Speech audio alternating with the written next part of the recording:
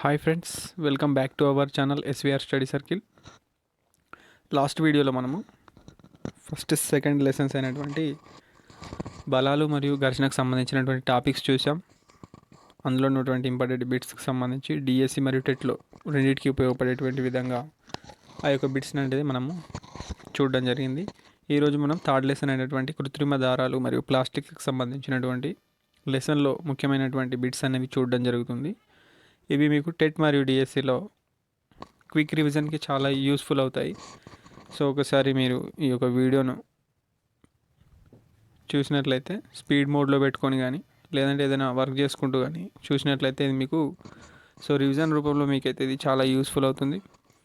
So ఎవరైతే మన ఛానల్ని విజిట్ చేస్తున్నారో ఈ ఛానల్ని తప్పకుండా ఛానల్ని సబ్స్క్రైబ్ చేసుకొని చూడండి. ఇలాంటి వీడియోస్ అనేవి మీకు చాలా ఈ వీడియోస్ రూపంలో అందడం జరుగుతుంది. అదేవిధంగా ఎవరైతే మన వాట్సాప్ గ్రూప్లో డైలీ అప్డేట్స్ కావాలనుకుంటున్నారో మన వాట్సాప్ గ్రూప్లో జాయిన్ కావచ్చు. కింద డిస్క్రిప్షన్లో లింక్ ఉంటుంది, వెళ్ళి జాయిన్ కావచ్చు. సో ఈరోజు మనం ఫస్ట్ థర్డ్ లెసన్లో చూసుకున్నట్టయితే కృత్రిమ దారాలు మరియు ప్లాస్టిక్లకు సంబంధించినటువంటి బిట్స్ చూద్దాం. మనం నిత్య జీవితంలో ఎన్నో రకాల బట్టలను ధరిస్తూ ఉంటాం, కానీ ఆ బట్టలన్నీ సహజ దారాలతో తయారు కావు. పాలిస్టర్, నైలాన్, అక్రిలిన్ వంటి దారాలు ఇవన్నీ కృత్రిమ దారాలకు ఉదాహరణలుగా చెప్పవచ్చు. వీటిని మనం మొక్కల నుండి కానీ జంతువుల నుండి కానీ పొందలేం.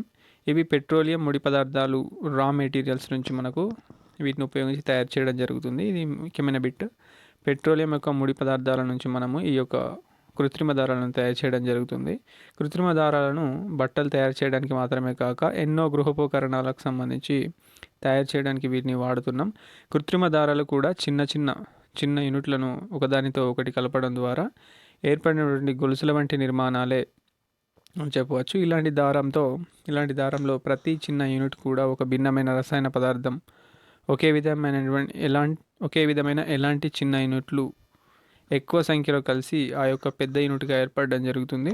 ఈ యొక్క చిన్న యూనిట్లన్నీ కలిసి ఆ యొక్క రసాయన పదార్థాలు మనకు పెద్ద యూనిట్లుగా ఏర్పడడం జరుగుతుంది. ఈ పెద్ద యూనిట్ని మనం పాలిమర్ అనడం జరుగుతుంది, చిన్న యూనిట్ని మనం మోనోమర్ అనడం జరుగుతుంది.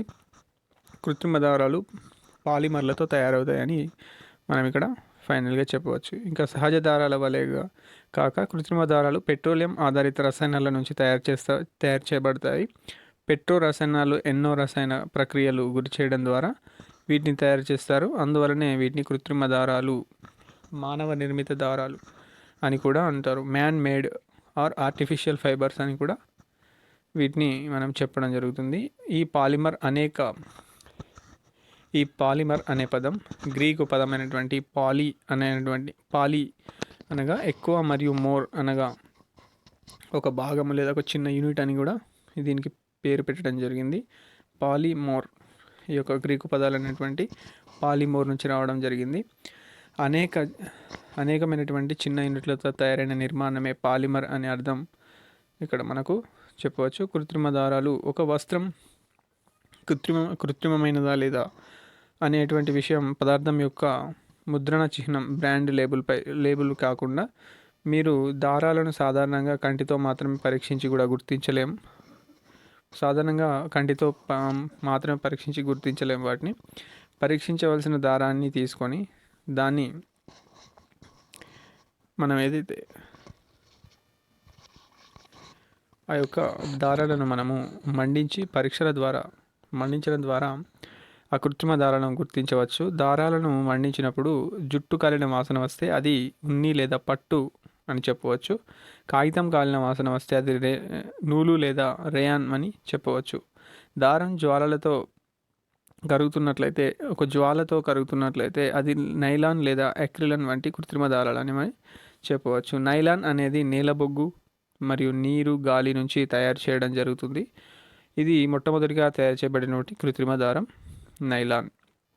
రెండవ ప్రపంచ యుద్ధ కాలంలో నైలాన్ ఎక్కువ ప్రాచుర్యంలోకి వచ్చింది. ఈ మధ్యకాలంలో అల్లికలుగా ఉపయోగించబడినటువంటి బట్టలను బదులుగా నైలాన్ బట్టలను వాడడం జరిగింది. నైలాన్ దారం తయారీ విధానం ఏ విధంగా ఉంటుందంటే, నైలాన్ ఈ యొక్క పాలిమైడ్ ఏవైతే ఉన్నాయో అవి అనేటువంటి రసాయన యూనిట్లతో తయారు చేయబడినటువంటి ఒక పాలిక్యూర్ మరియు పాలిఎమైడ్ ఎథిలిన్ ఎమైనోల్ వంటి ఈ యొక్క డయామిన్ మరియు ఐడినిక్ యాసిడ్లలో తయారు చేయడం ఇవన్నిటితో కలిసి తయారు చేయడం జరుగుతుంది.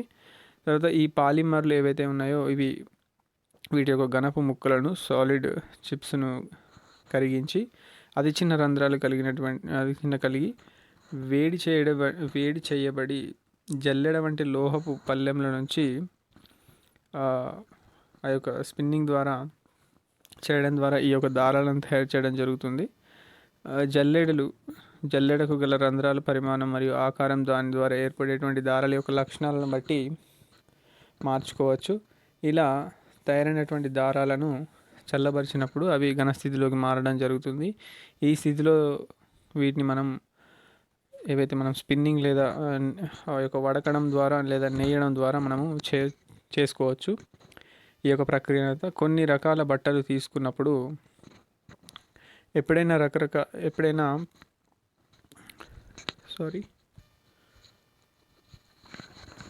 కొన్ని రకాల బట్టలు తీసుకున్నప్పుడు ఎప్పుడు దాని నుంచి ఒక వింత కరకరమైన శబ్దం లేదా చీకట్లో మెరుపులు వంటి మెరుగులు మనకు కనిపిస్తూ ఉంటాయి. దీనికి కారణం దానిలో ఉన్నటువంటి స్థావర విద్యుత్ మనం చెప్పుకోవచ్చు.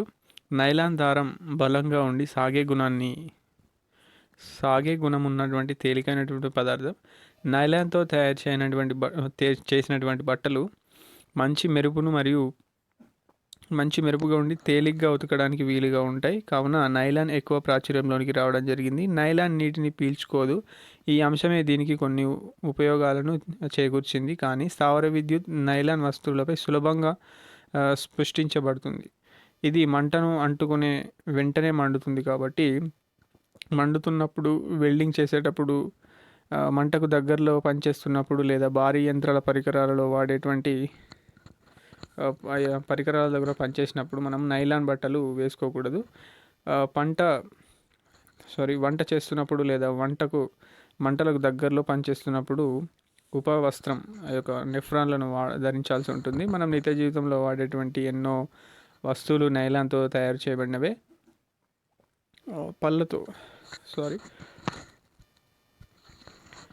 పళ్ళు తోముకోవడానికి ఉపయోగించేటువంటి బ్రష్ యొక్క ఆ యొక్క కుంచెలు, అదేవిధంగా తోళ్ళు, రూప్స్, తాళ్ళు, తర్వాత చేపలు పట్టుకునేటువంటి వలలు, గుడారాలు, చీరలు, స్త్రీల యొక్క మోజులు, సాక్సెస్ మరియు అదేవిధంగా కాళ్ళకు వేసుకున్నటువంటి సాక్సెస్, సీటు బెల్టులు, అదేవిధంగా నిద్రకు ఉపయోగించేటువంటి సంచులు, తర్వాత తెరలు మొదలైనవన్నీ నైలాన్తో తయారు చేయడం జరుగుతుంది. తివాచీల తయారీకి ఉన్నికి బదులుగా నైలాన్ను వాడుతున్నారు. పారాషూట్లను తయారు చేయడానికి, పర్వతాలను అధిరోహించడానికి వాడేటువంటి తాళ్ళ తయారీకి నైలాన్ను వాడుతున్నారు. నైలాన్ను ఈత దుస్తులు, స్విమ్మింగ్ సూట్స్లలో, అదేవిధంగా ఆ యొక్క తెరచాపలు వంటి, అదేవిధంగా గొడుగులకు సంబంధించి గుడ్డ బట్టలు, అదేవిధంగా కార్ల టైర్లకు మొదలగు వాటిలో ఈ యొక్క నైలాన్ను ఉపయోగించడం జరుగుతుంది. ఒక మంచి పారాషూట్ లేదా పర్వతారోహం వాడేటువంటి తాడును తయారు చేయడానికి నైలాన్నే ఎక్కువగా ఉపయోగిస్తున్నారు. నైలాన్ దారాన్ని ఎంత మందంలో గల స్టీల్ తీగతో పోల్చితే నైలాన్ కూడా అంతే సామర్థ్యం కలిగి ఉంటుంది. స్టీల్ అంత సామర్థ్యం అది కలిగి ఉంటుంది నైలాన్. పూర్వకాలంలో చేపలు పట్టేవారు నూలు వలలను వాడేవారు. ప్రస్తుతం అవి నైలాన్ వలలుగా మారడం జరిగింది. నైలాన్ నూలు చీరల కంటే మెరుగైనవి. పట్టుతో చేసినటువంటి బట్టలు చాలా ఖరీదైనవి, అందరికీ అందుబాటులో ఉండవు. కాబట్టి పట్టుబట్టలను ఉత్పత్తి చేయడం, భద్రపరచడం చాలా కష్టం. అదేవిధంగా పనులు ఆ యొక్క పనికి ఎక్కువ సమయం ప్రక్రియ పడుతుంది. కాబట్టి ఈ వస్త్రాలు దారాలు కూర్చి ప్రతి ఒక్కరికి ఆకర్షించడం ఈ యొక్క నైలాన్ను తయారు చేసి ప్రతి ఒక్కరిని ఆకర్షింపజేస్తుంది. కాబట్టి చాలా సంవత్సరాల నుంచి శాస్త్రవేత్తలు పట్టును కృత్రిమంగా తయారు చేయడానికి ప్రయత్నించి 19వ శతాబ్దం చివరి నాటికి సఫలీకృతమయ్యారు. 1911లో అమెరికాకు చెందినటువంటి కృత్రిమ పట్టు యొక్క మొదటి వ్యాపారమైనటువంటి ఉత్పత్తి చేయడం జరిగింది. కానీ ఆ దారాలను రేయాన్ అని పేరు పెట్టడం మాత్రం 1924లో జరిగింది. మన దేశంలో మొదటి రేయాన్ ఫ్యాక్టరీ 1946లో కేరళలో స్థాపించడం జరిగింది. రేయాన్ తయారు చేసే విధానాన్ని ఒకసారి చూసినట్లయితే ఎన్నో పాలిమర్లు లేదా కృత్రిమ దారాలు తయారు చేయడానికి పెట్రో రసాయనాలు మూల పదార్థాలుగా ఉపయోగపడుతున్నాయి. కానీ రేయాన్ తయారు చేయడానికి మూల పదార్థాలు కాగితం గుజ్జు. రేయాన్ మొక్కల సెల్యులోస్ నుంచి పొందదగినటువంటి ఒక కృత్రిమ దారము కనుక దీనిని సెల్యులోజ్ దారం అని కూడా అనడం జరుగుతుంది. దీన్ని రేయాన్ని మొక్కల సెల్యులోజ్ నుంచి రేయాన్ తయారు చేసినప్పుడు అది సహజ దారం కాదు.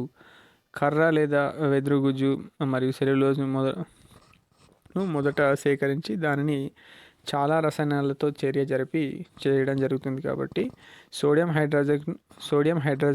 హైడ్రాక్సైడ్ను మొదట కలిపి ఆ తర్వాత కార్బన్ డైసల్ఫైడ్ను కలుపుతారు. ఈ రసాయనాలతో సెల్యులోజ్ కరిగి పానకంలాగా మారుతుంది. దీన్ని స్నిగ్ధ స్థితిలో ద్రవంలా అనడం జరుగుతుంది.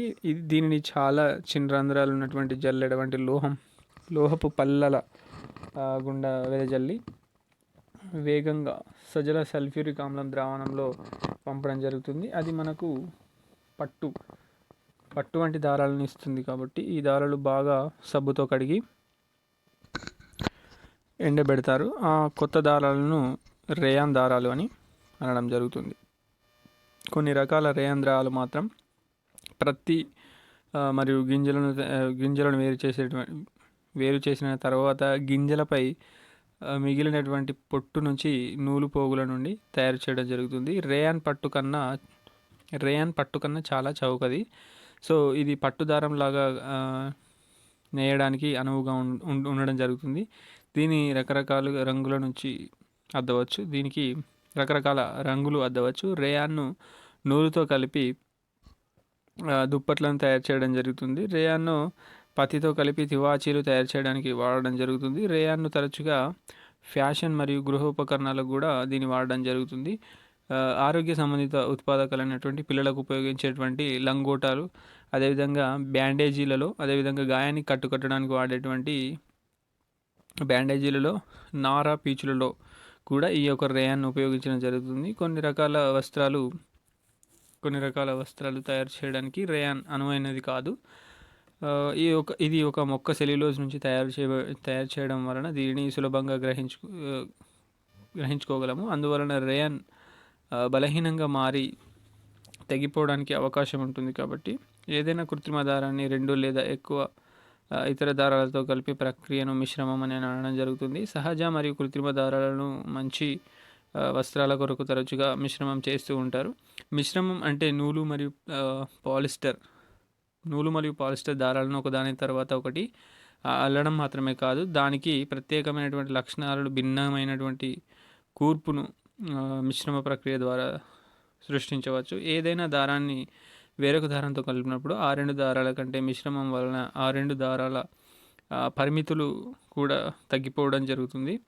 కాబట్టి ఆ యొక్క లిమిటేషన్స్, నూలు మరియు పాలిస్టర్ మిశ్రమాన్ని ఉదాహరణగా తీసుకుంటే, నూలు బట్టను ధరించినప్పుడు చాలా సౌకర్యవంతంగా ఆ రెండింటి మిశ్రమం చేస్తే సౌకర్యవంతంగా ఉండే నలిగిపోయే బట్టలను మనం సృష్టించవచ్చు. కాబట్టి నూలు బట్టలను ఉతికేటప్పుడు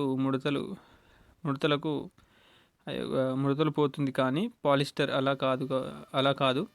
సో ఎప్పుడైతే ఈ రెండింటిని నిర్దిష్టమైనటువంటి నిష్పత్తిలో కలుపుతామో అప్పుడు వచ్చేటువంటి బట్టలు ఏదైతే ఉన్నాయో అవి శుద్ధ నూలు కంటే తక్కువ మాత్రమే ముడత పడడం జరుగుతుంది. బట్ట యొక్క మిశ్రమంలో సహజ దారం యొక్క శాతం ఎక్కువైనట్లయితే శరీరానికి వచ్చేటువంటి హాయిదనం ఎక్కువగా ఉంటుంది. సహజ దారాలు శరీరానికి ఎక్కువ గాలిని తగ్గేటట్లు చేస్తాయి.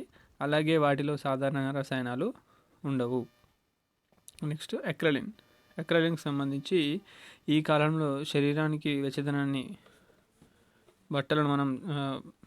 ఇచ్చేటువంటి బట్టలు మనం ధరిస్తూ ఉంటాం. దీని కొరకు స్వెటర్లు, శాలువాలు, బ్లాంకెట్లకు సంబంధించి మొదలగునవి వాడుతూ ఉంటాం. ఇవన్నీ సహజ ఉన్ని ఉపయోగించి తయారు చేయడం జరుగుతుంది అనుకుంటాం, కానీ ఉన్ని చాలా ఖరీదైనది మరియు ప్రతి ఒక్కరికి అందుబాటులో ఉండదు. కాబట్టి ఈ రోజుల్లో శీతాకాలంలో వేసుకున్నటువంటి ఉన్ని దుస్తులు అక్రిలిన్ అనేటువంటి కృత్రిమ దారాలతో తయారు చేయడం జరుగుతుంది. ఇవి వ్యాపారపరంగా 1941లో అందుబాటులోకి రావడం జరుగుతుంది. అక్రిలిన్ చూడడానికి సహజ ఉన్ని మాదిరిగానే ఉంటుంది, కాబట్టి దీన్ని కృత్రిమ ఉన్నిగా మనం పరిగణించవచ్చు. దీన్ని నకిలీ ఉన్నిగా ఫేక్ ఫార్గా మనం కూడా దీన్ని గుర్తించవచ్చు. నేలబొగ్గు, గాలి, నీరు, నూనె మరియు సున్నపురాలను కలపడం ద్వారా మనం అక్రిలిన్ తయారు చేయవచ్చు. దీన్ని తడి మరియు పొడి స్పిన్నింగ్ పద్ధతిలో తిప్పి తయారు చేయడం జరుగుతుంది.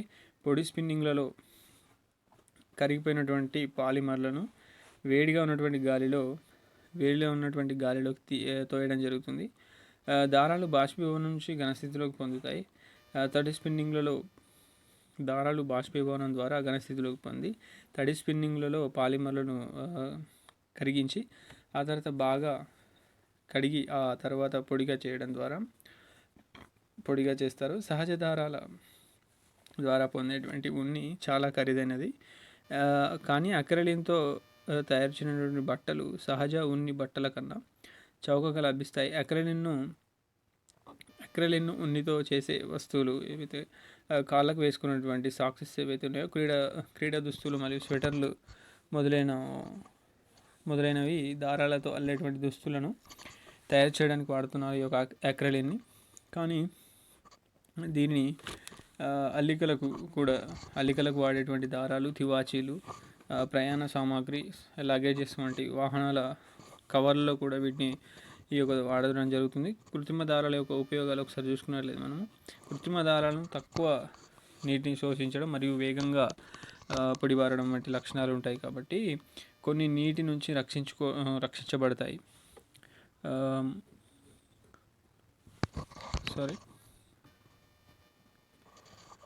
కొన్ని నీటి నుంచి రక్షణ పొందగలిగేవి. ఇవి మన్నికైనవి కావడం, చౌకగా దొరకడం, ఎప్పుడైనా లభ్యం కావడం మరియు సులభంగా వాడుకోగలగడం వంటి అనేక ప్రత్యేక లక్షణాలు ఉంటాయి ఈ యొక్క కృత్రిమ వస్త్రాలకు. కృత్రిమ దారాలను మండించినప్పుడు వాటి ప్రవర్తన సహజ దారాల కంటే భిన్నంగా ఉంటుంది. కృత్రిమ దారాలు వేడి చేసినప్పుడు కరిగిపోతాయి. అది వీటి యొక్క ప్రతికూలత. వీటి యొక్క ప్రతికూలత ఏంటంటే కృత్రిమ వస్త్రం మంట అంటుకున్నప్పుడు దారాలు కరిగి ఆ వస్త్రాన్ని ధరించినటువంటి వ్యక్తి శరీరానికి అంటుకుంటాయి. అందుకే వంటగదిలో ప్రయోగశాలలో పనిచేస్తున్నప్పుడు వీటిని ధరించకూడదు. వీటిని ఉతకడం, ఇస్త్రీ చేయడంలో బాగా ప్రత్యేకత ఉంటుంది. నెక్స్ట్ పాలిస్టర్ అనేది ఒక సాధారణమైనటువంటి వాడేటువంటి ఒక కృత్రిమ దారము. పాలిస్టర్ దారాలు వస్త్ర పరిశ్రమలో మరియు ఆ యొక్క దుస్తుల ప్రకృతిలో విప్లవాత్మకమైన తీసుకురావడం జరిగింది. పాలిస్టర్ వస్త్రం సులభంగా ముడుచుకుపోదు. ఇది ఎక్కువ మన్నికగాను, సులువుగాను, తొడుక్కోవడానికి వీలుగాను ఉండడం జరుగుతుంది. అందుకే దుస్తులను తయారు చేయడానికి ఆ దారాలు సరిగ్గా సరిపోతాయి. టెర్లిన్ అనేది ఎక్కువ ప్రాచుర్యంలో ఉన్నటువంటి పాలిస్టర్. దీనిని అతి సన్నని దారాలుగా తయారు చేయవచ్చు. మిగిలిన దారాల వలె నేయడానికి కూడా దీనిని వాడవచ్చు. ఒక దారం సహజ దారంతో బాగా మిశ్రమం చెందుతుంది. టెర్లిన్కు నూలుతో మిశ్రమం చెందించి టెరికాయిట్ను అదేవిధంగా ఉన్నితో మిశ్రమం చెందించి టెరివూల్ను తరచుగా తయారు చేయడం జరుగుతుంది. నైలాన్ వంటి శుద్ధ పాలిస్టర్ లేదా టెర్లిన్ సులభంగా మంటకు అంటుకుంటుంది. డైల్ మిథైల్ ఈథర్ మరియు టెరిప్తలిక్ ఆమ్లం చర్య జరపగా ఏర్పడినటువంటి ఉత్పన్నాన్ని మనము డైహైడ్రలిక్ ఆల్కహాల్తో చర్య నుంచి పాలిస్టర్ను మనం తయారు చేయవచ్చు. పాలిస్టర్ను కరిగించి వాడవచ్చు. పాలిస్టర్ గల ఈ ధర్మమే దీనిని వివిధ పరిమాణాలలో, వివిధ రూపాలలోనూ మార్చుకోవడానికి వీలు కలిగిస్తుంది. గతంలో ఉన్నటువంటి పాలిస్టర్ దారాల కంటే ప్రస్తుతం తయారు చేయబడినటువంటి పాలిస్టర్ దారాలు చాలా సన్నగా, సూక్ష్మంగా ఉండి దారానికి నునుపుదనాన్ని, మృదుత్వాన్ని కలుగజేయడం జరుగుతున్నాయి. ఈ మూల పదార్థాలను వస్త్రాలలో ఉపయోగించి దారాలను తయారు చేయడానికి కాక సోడా సీసాల నుండి పడవల వరకు ఎన్నో ఇతర వస్తువులు తయారు చేయడానికి ఉపయోగపడుతున్నాయి.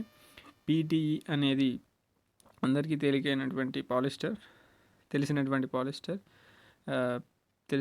ఒక రూపం. దీనిని ఉపయోగించి సీసాలు, వంట పరికరాలు మరియు ఫిల్మ్ తీగలు వంటి ఎన్నో ఉపకరణాలు మనం తయారు చేయవచ్చు. PET సీసాను చూసుకున్నట్లయితే మనము కొన్ని వేరువేరు నీటి సీసాలను సేకరించి వాటిని జాగ్రత్తగా పరిశీలించండి. సీసాల అడుగు భాగాన త్రిభుజాకారంలో ఏదైనా గుర్తు ఉన్నా బ్రాండ్ లేబుల్ స్టిక్కర్ పైన ఆ గుర్తు ఉంటే ఆ త్రిభుజంలో గల బాటిళ్ళ బాటిళ్లను త్రిభుజాకారం మధ్యలో 1 అనే అంకె ఉండడం గమనిస్తాం. అలా 1 ఉన్నట్లయితే అది పీఈటీ బాటిల్ అని చెప్పవచ్చు. ఈ యొక్క గుర్తులు మనం చూసినట్లయితే 1 2 3 4 5 6 7 వరకు ఉండడం జరుగుతుంది. ఒకవేళ 1 అనేది మధ్యలో ఉంటే మనం అది పీఈటీ మరియు పీఈటీఈ అనేటువంటి అంటే పాలీఇథిలిన్ టెరిప్థలిన్గా మనం చెప్పవచ్చు. నెక్స్ట్ సెకండ్ ఉంటే అది అధిక సాంద్రత గల పాలీఇథిలిన్ అంటే హై డెన్సిటీ పాలీఇథిలిన్గా మనం చెప్పవచ్చు. నెక్స్ట్ 3వ నెంబర్ ఉంటే అది పీవీసీ అంటే పాలీవినైల్ క్లోరైడ్ అని చెప్పవచ్చు. నెక్స్ట్ 4 నెంబర్ ఉంటే అది ఎల్డిపిఈ అల్పసాంద్రత లో డెన్సిటీ పాలీఇథిలిన్గా మనం చెప్పవచ్చు. ఒకవేళ 5 ఉంటే అది పీపీ అంటే పాలీప్రొపిలిన్గా మనం చెప్పవచ్చు. 6 నెంబర్గా ఉంటే అది పాలీస్టెరిలిన్గా మనం చెప్పవచ్చు. నెక్స్ట్ 7 నెంబర్గా ఉంటే అది 1 2 3 పైన చూపినటువంటి 6 అని స్పష్టంగా లేదని వాటిని లేదా 1 కంటే ఎక్కువ సార్లు ఉపయోగించారని మనం ఇక్కడ చెప్పవచ్చు. నెక్స్ట్ 500 మిల్లీలీటర్లు లేదా అంతకంటే ఎక్కువ ప్రమాణం గల శీతల పానీయాలు, పళ్ళరసాలు, జామ్ వీటికి సంబంధించి సేకరించి వాటిని త్రిభుజాకార గుర్తు ఉందో లేదో పరిశీలించండి ఒకసారి. మొదటి శీతల పానీయం ఏదైతే మనం పండ్ల రసాలను చూడండి.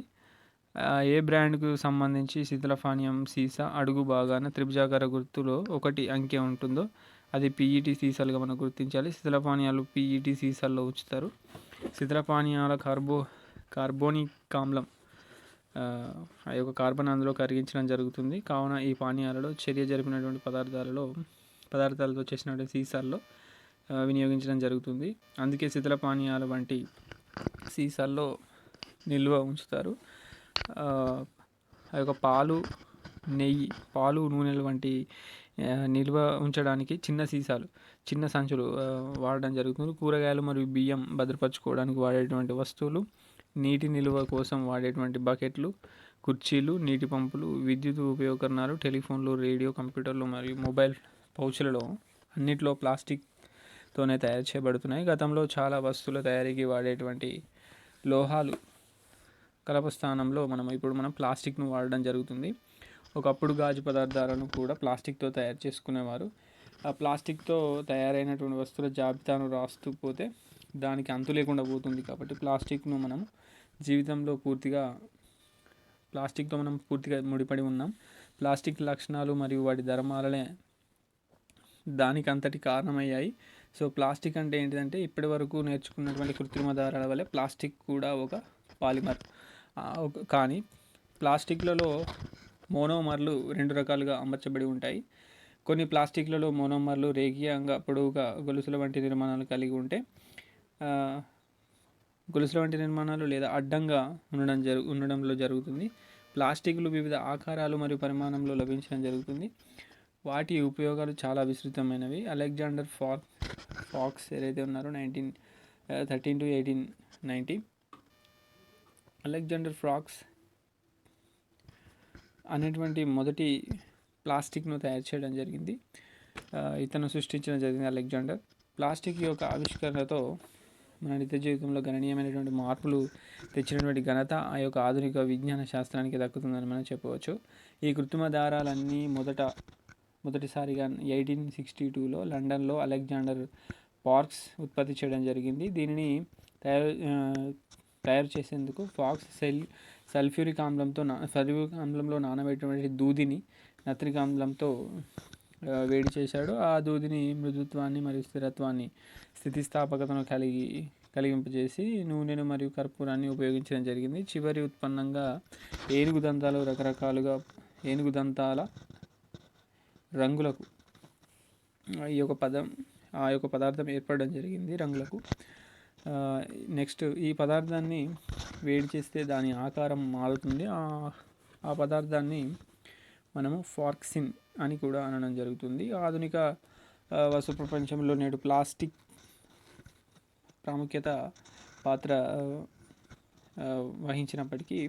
పాత్ర వహించినప్పటికీ ఆ రోజుల్లో మాత్రం ప్లాస్టిక్ ఆదరణను నోచుకోలేదు. ఆధునిక వస్తువులన్నిటికీ ప్రస్తుతం ప్లాస్టికే ఆధారంగా మారిపోయింది. ప్లాస్టిక్లలో గల రకాలు ఒకసారి చూసుకున్నట్లయితే మనము ప్లాస్టిక్తో తయారైనటువంటి ఒక పీపీ పాలీప్రొపిలిన్ బాటిల్, మరొక సాధారణమైనటువంటి పీఈటీని తీసుకొని రెండింటిలో వేడి నీటిని పోయండి. చాలా వేడి చేసినప్పుడు ముడుచుకుపోయి వంచడానికి వీలయ్యేటువంటి ప్లాస్టిక్లలో యొక్క ప్లాస్టిక్లను మనం థర్మోప్లాస్టిక్లని అనడం జరుగుతుంది. పాలీథిలిన్ పీవీసీలు థర్మోప్లాస్టిక్లే కాబట్టి వీటిని బొమ్మల, దువ్వెనలు, రకరకాల పాత్రల తయారీలో దీన్ని వాడడం జరుగుతుంది. సాధారణ ప్లాస్టిక్లను ఒకేసారి మలిచిన తర్వాత వేడి చేయడం ద్వారా మృదువుగా మార్చలేని ప్లాస్టిక్లను థర్మోసెట్టింగ్ ప్లాస్టిక్లు అనడం జరుగుతుంది. బెకలైట్ మరియు మెలనైన్లు ఈ రకమైనటువంటి ప్లాస్టిక్లే. కావున విభిన్న రకాలైన ప్లాస్టిక్లు విభిన్న ధర్మాలను కలిగి ఉంటాయని మనం చెప్పవచ్చు. ప్లాస్టిక్లను సులభంగా కరిగించి కావలసిన ఆకారాలను అమర్చవచ్చు, రీసైక్లింగ్ చేసి మరలా వాడవచ్చు, రంగులను కల్పించవచ్చు, దీన్ని కరిగించి రేకులు మరియు తీగలుగా కూడా మార్చవచ్చు. థర్మోప్లాస్టిక్ అంటే ఏంటిదంటే, థర్మోప్లాస్టిక్ వేడి చేసినప్పుడు మృదువుగాను, చల్లబరిచినప్పుడు కఠినంగాను మారేటువంటి ధర్మాల దీనిని వేడి చేసినప్పుడు ద్రవ స్థితిలోను, తగినంత చల్లబరిచినప్పుడు అది ఘన స్థితిలోను ఘనీభవించడం జరుగుతుంది. ఇది ఒక పాలిమర్. హెర్మిన్ స్టారడింగ్గా మనము దీన్ని కనుగొన్నామని చెప్పడం జరిగింది. ఇతడు జర్మనీకి చెందినటువంటి శాస్త్రవేత్త. 1920లో ఇతడు స్థిరమైనటువంటి థర్మోప్లాస్టిక్లను అభివృద్ధి చేయడం జరిగింది. కృత్రిమ పదార్థాల ప్రక్రియలో ఒక గొప్ప మార్పుని ఈయన తీసుకురావడం జరిగింది. పాలిమర్లు పొడగాటి గొలుసున్నటువంటి అణువులు కనుక కొనుగా ప్రదర్శించినందుకు గాను ఇతడు 1953లో నోబెల్ బహుమతిని పొందడం జరిగింది. థర్మోసెట్టింగ్ ప్లాస్టిక్లను ఒక రూపంలోకి మార్చి చల్లబరిచిన తర్వాత దాని రూపాన్ని మరలా వేడి చేసినా సరే మార్చలేము. ఏదైతే మనం థర్మోసెట్టింగ్ ప్లాస్టిక్లు ఏవైతే ఉన్నాయో అవి గట్టిగా ఉండడం జరుగుతుంది. తిరిగి వేడి చేసినప్పుడు అవి నల్లని బొగ్గులాగా మారిపోతాయి లేదా మండుతాయి. కృత్రిమ పదార్థాలు అనేది థర్మోసెట్టింగ్ ప్లాస్టిక్లను వేడి చేసి కావాల్సిన ఆకారంలోకి మార్చే ప్రక్రియను గురి చేసినప్పుడు శక్తిని పొంది గట్టిపడడం జరుగుతుంది. కానీ ఒకసారి వేడి చేసినటువంటి పిదప ఒక రూపంలోకి వచ్చిన వీటిని తిరిగి వేరొక రూపంలోకి మార్చలేం, కానీ తిరిగి వేడి చేయగలం. ఇవి మరలా వేరొక రూపంలోకి మార్చలేని పదార్థాలు. మొదట మలిచే ప్రక్రియలో ఏదైతే బలమైన అడ్డంగా అమర్చినటువంటి గొలుసులు ఏర్పడడం జరుగుతుంది మొదట కలిసినప్పుడు. ఈ అమరికలే థర్మోసెట్టింగ్ ప్లాస్టిక్లకు స్థిరమైన నిర్మాణాన్ని కలిగి ఉండడం జరుగుతుంది. ముఖ్యంగా వీటిని ఉష్ణ స్థిరత్వం అవసరమైన పరిస్థితుల్లో ఉపయోగించడం జరుగుతుంది. వంట సామాగ్రి అల్యూమినియం, కాపర్, స్టీలు వంటి లోహాలతో తయారు కావడం జరుగుతుంది. నిజానికి ఉష్ణం మరియు విద్యుద్వాహకత ఉన్నటువంటి బెకలైట్ వంటి పదార్థాలతో తయారు చేస్తారు. బెకలైట్ను స్విచ్ బోర్డులతో వాటి ఇతర విద్యుత్ ఉపకరణాలకు తయారు చేయడానికి, ముత్యం మరియు విలువైనటువంటి రాళ్లను ప్రత్యామ్నాయంగా అలంకరణ వస్తువులు తయారు చేయడానికి మనం ఉపయోగిస్తూ ఉంటాం. మెలనిన్ అనేటువంటి మరొక థర్మోసెట్టింగ్ ప్లాస్టిక్ను వంట సామాగ్రి పాత్రలు మరియు ఇతర గృహోపకరణాలకు మనం ఉపయోగిస్తూ ఉంటాం. ఇవి మంటను అధిగమించే శక్తిని కలిగి ఉండటం చేత దీనిని మనం నేలపై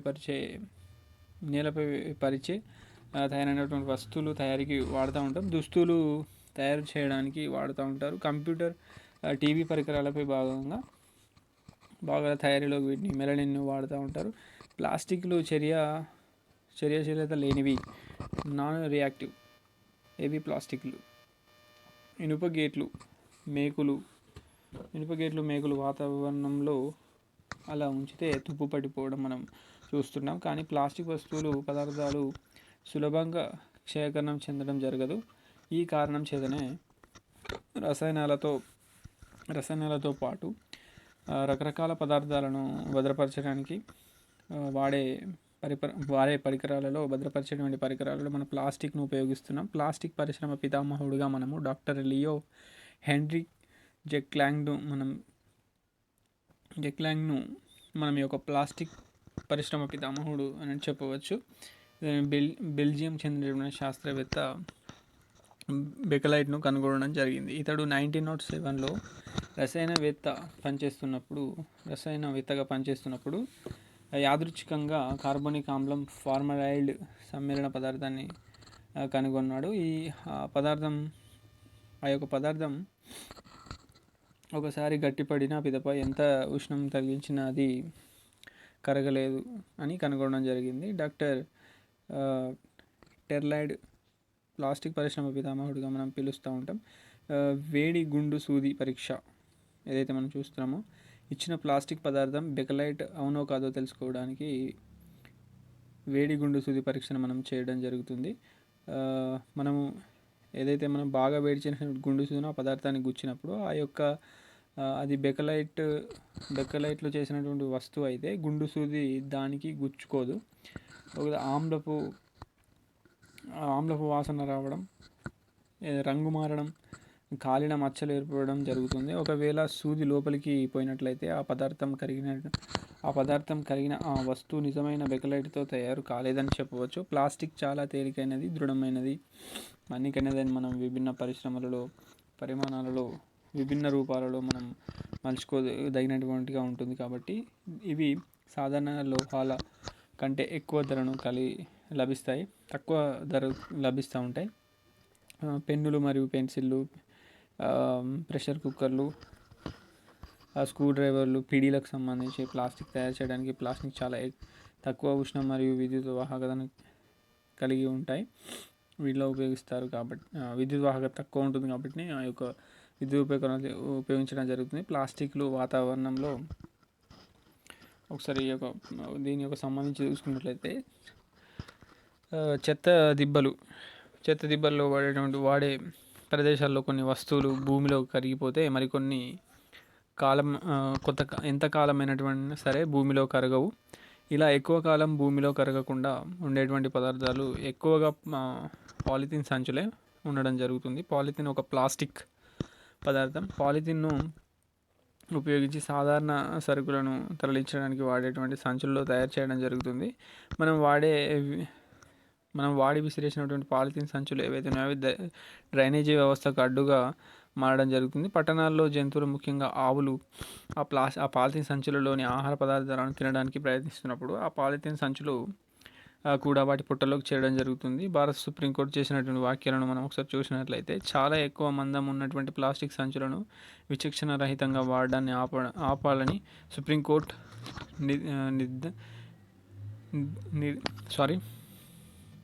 నిర్దాక్షిణ్యంగా వాటిని నిషేధించడం జరిగింది. నిషేధించిన పాలిథిన్ సంచులను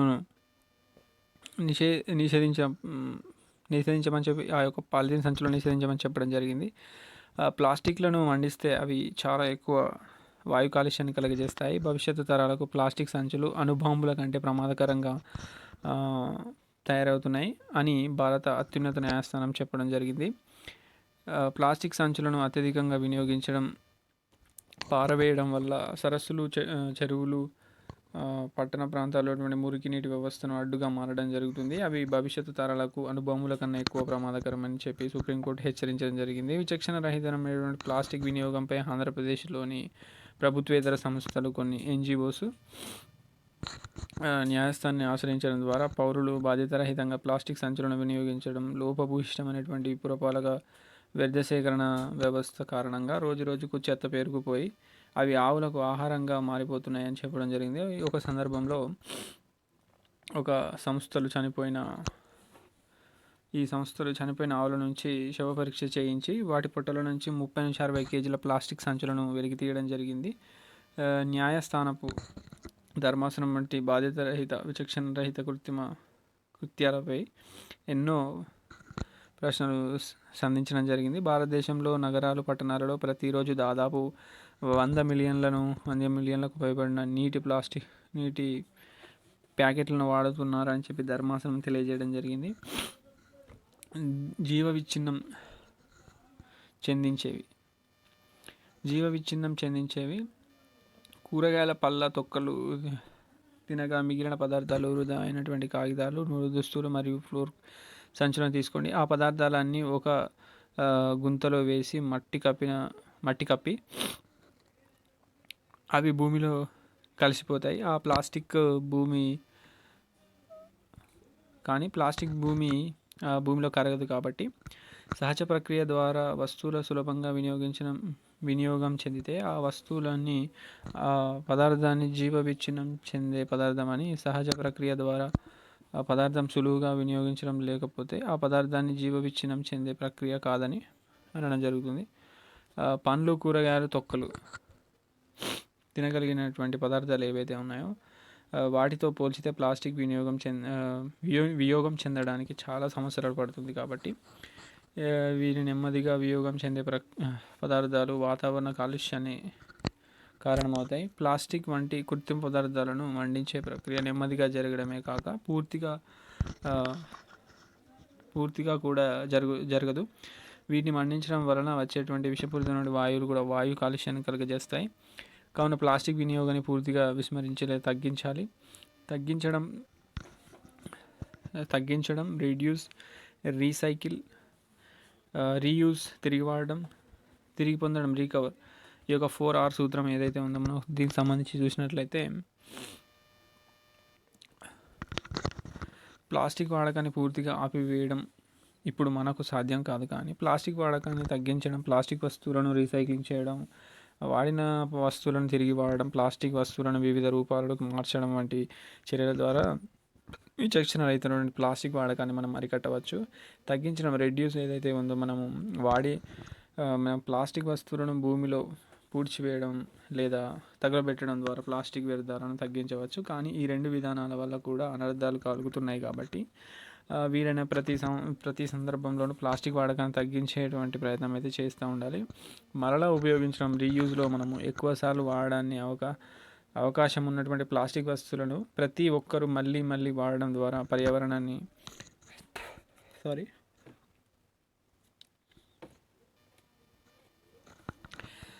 కాపాడిన వారం అవుతాం. సో ఇది అందరి బాధ్యత కావాలి.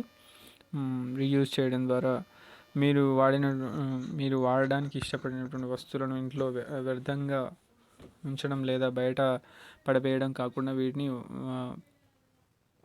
మళ్ళీ తిరిగి వాడేటువంటి ప్రయత్నం అయితే చేయాలి.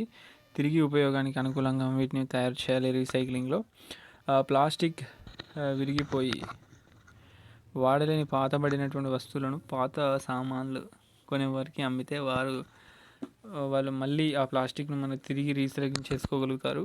ఈ యొక్క ప్లాస్టిక్లను వివిధ పద్ధతుల్లో శుభ్రపరిచి రీసైక్లింగ్ చేసి కొత్త పదార్థాలుగా తయారు చేయడం జరుగుతుంది. ప్రస్తుతం ప్రపంచవ్యాప్తంగా 60,000 రకాల ప్లాస్టిక్లు ఉన్నాయి.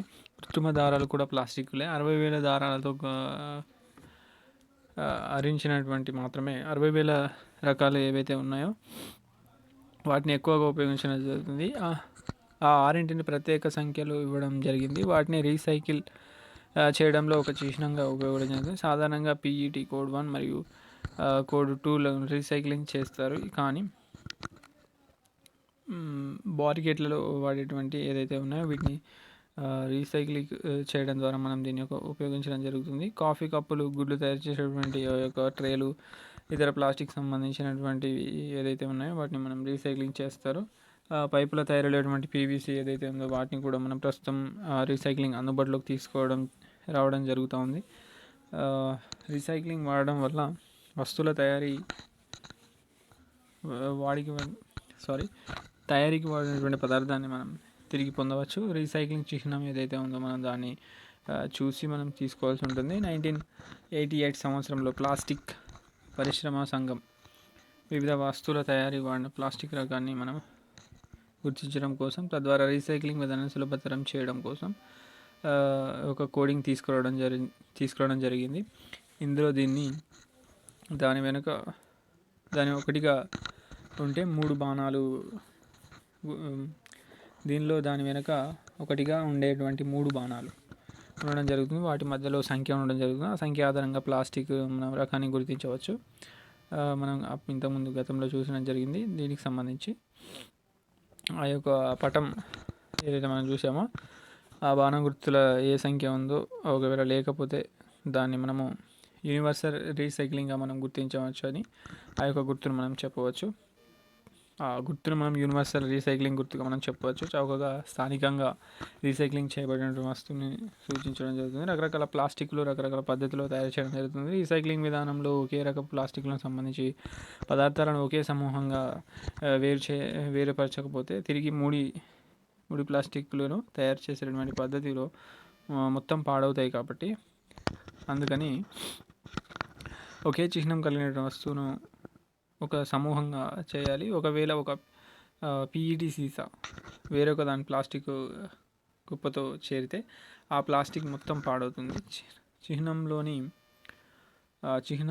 చిహ్నంలో లేని ఏవైతే ఉన్నాయో ప్లాస్టిక్లో ఒకసారి చూసుకున్నట్లయితే అన్ని రకాల ప్యాకింగ్ వస్తువులపై చిహ్నాలు ఉండవు. కొన్ని రకాల వస్తువులపై ప్లాస్టిక్ టర్బిన్ పట్టాలు ఏవైతే ఉన్నాయో ఆట వస్తువులు, కంప్యూటర్ కీబోర్డులు వంటి అనేక వస్తువులు ఈ రీసైక్లింగ్ చిహ్నంలో అనుకున్న పద్ధతిలో తయారైనవి కనుక ఇలా వివిధ అవసరాలను ఉపయోగించే కొన్ని వస్తువులను వివిధ రకాల ప్లాస్టిక్ మిశ్రమాలతో తయారు కావడం జరుగుతుంది. అన్ని రకాల ప్లాస్టిక్ను రీసైక్లింగ్ చేయడం పరిశ్రమకు లాభదాయం కాదు. ఎందుకంటే వాటి రీసైక్లింగ్ ఖర్చు చిహ్నం గల ప్లాస్టిక్ మరియు ఖర్చు కంటే ఎక్కువగా అవ్వడం జరుగుతుంది. ఆ యొక్క రీసైక్లింగ్కి ఖర్చు తయారు చేయడం కంటే దాన్ని రీసైక్లింగ్ చేయడం ఎక్కువ అవుతుంది. కాబట్టి సాధారణ చిహ్నం 1-2 ప్లాస్టిక్లను మాత్రమే రీసైక్లింగ్ చేస్తారు. తిరిగి పొందేది ఏదైతే రికవర్ ఉందో 2003 సంవత్సరం సుప్రీంకోర్టు మన భారతదేశంలోని అన్ని పట్టణాలలోనూ ఘన వ్యర్థాల నిర్వహణ సాయిల్ వేస్ట్ మేనేజ్మెంట్ విధానం పాటించవలసిన అంశాల గురించి ఉత్తర్వులు జారీ చేయడం జరిగింది. పట్టణాలలోని ఘన పదార్థాలలో ఎక్కువ భాగం ప్లాస్టిక్ వస్తువులే ఉన్నాయి. సేకరించిన వ్యర్థ పదార్థాలు తిరిగి పొందడం అనేటువంటి సూత్రం ప్రధానమైనది. దీని ప్రకారం సేకరించిన వ్యర్థాలను వివిధ పద్ధతుల ద్వారా విద్యుత్, ఉష్ణం, ఆ యొక్క ఇంధనాల తయారీలో వివిధ రూపాలలో మార్చి వ్యర్థాలను తిరిగి మనము వనరులుగా ఉపయోగించుకోవడం జరుగుతుంది. సో మొత్తానికి ఇది ప్లాస్టిక్ మరియు కృత్రిమ ధరలకు సంబంధించినటువంటి ఇన్ఫర్మేషన్. సో నెక్స్ట్ వీడియోలో ఏంటంటే మనము లోహాలు మరియు అలోహాలకు సంబంధించినటువంటి మరొక టాపిక్ అయితే చూడడం జరుగుతుంది. So thank you friends, thank you for watching. So video నచ్చినట్లయితే లైక్ చేయండి, షేర్ చేయండి. Thank you.